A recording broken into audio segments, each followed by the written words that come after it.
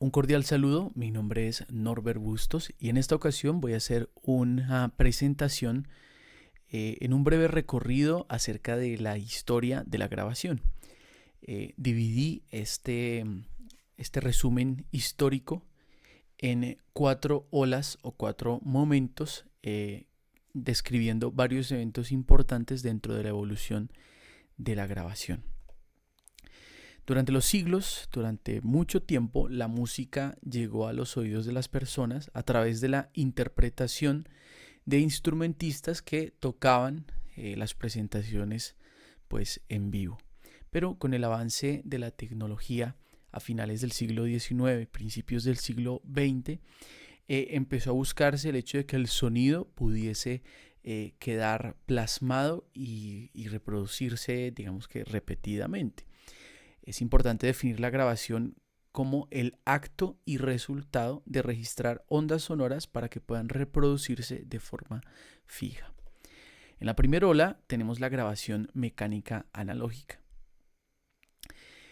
siendo el primer hito en el 1857 cuando Leon Scott creó el fonautógrafo. Era un dispositivo que permitía registrar las ondas sonoras de una manera gráfica, sin la posibilidad de ser reproducidas, pero fue ese primer instante en el que se tomó el sonido y se pudo grabar en este sentido de una manera gráfica. En el 1877 Thomas Edison patentó el primer fonógrafo y tiempo después el meganófono. Estos dispositivos sí permitían no solo gráficamente, sino por medio de un cilindro grababan las vibraciones que después podían ser reproducidas. En 1888 llega por Emil Berliner un gramófono, que era un dispositivo con un plato giratorio y una aguja con bocina que se grababa sobre este plato las vibraciones, y la aguja posteriormente pues podía reproducir esas vibraciones que habían quedado en este plato. De allí se pasó a la siguiente ola, que fue la grabación eléctrica. En el 1877, la creación de los transductores electroacústicos necesarios para la radiodifusión, por parte de Alexander Graham Bell, se avanzó con micrófonos y parlantes. Es decir, la creación de estos transductores permitió que se crearan mejores micrófonos y parlantes que después aportarían a la grabación de la música. En 1925 llega el tocadiscos para reproducir de forma eléctrica y no mecánica, a diferencia de los anteriores, el meganófono, que funcionaba a mano. Entre 1940 y 1960 fue la época más popular de los discos de vinilo, y hacia el 1970 Juan Bertagini inventó el plano sonoro, que era un tipo de parlante más compacto y mayor dirección de sonido.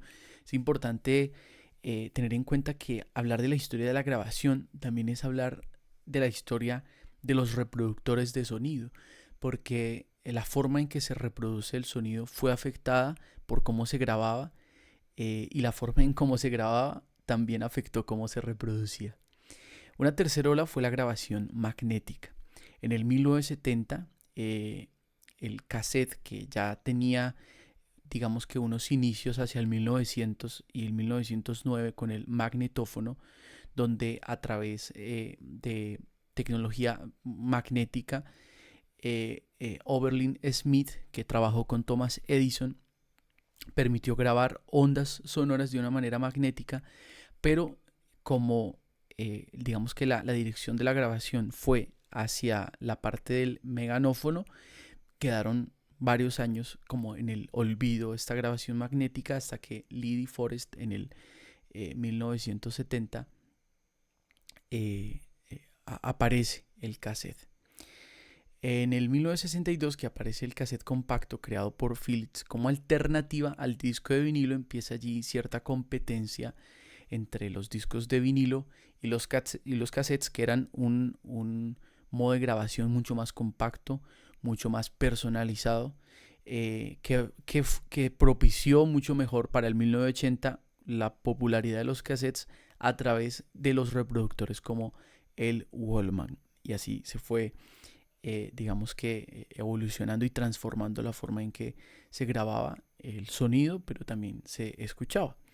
Una cuarta ola ya es con la grabación digital. En el 1962, el sistema de telefonía Bell había lanzado una portadora T1 que fue una de las primeras en poder digitalizar a 8 bits.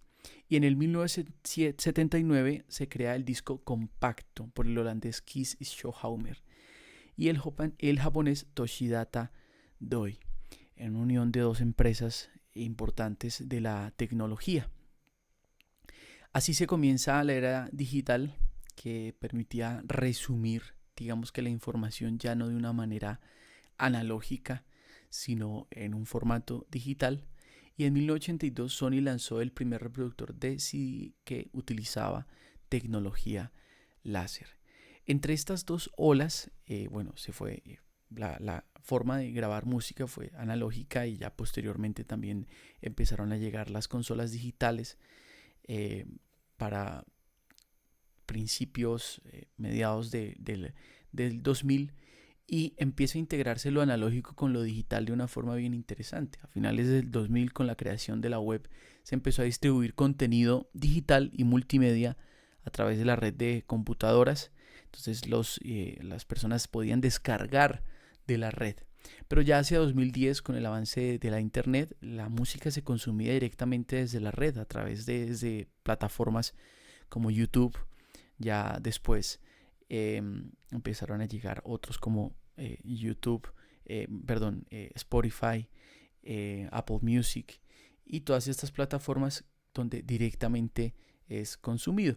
Asimismo, la forma de grabar pudo trasladarse incluso desde los home studios, desde casas, donde a través de una interfaz y un computador puede grabarse el sonido, puede grabarse la música y ya de una manera profesional se siguen integrando elementos de la grabación análoga y digital de acuerdo a las preferencias y características que cada productor encuentra en cada uno de estos modos de grabación.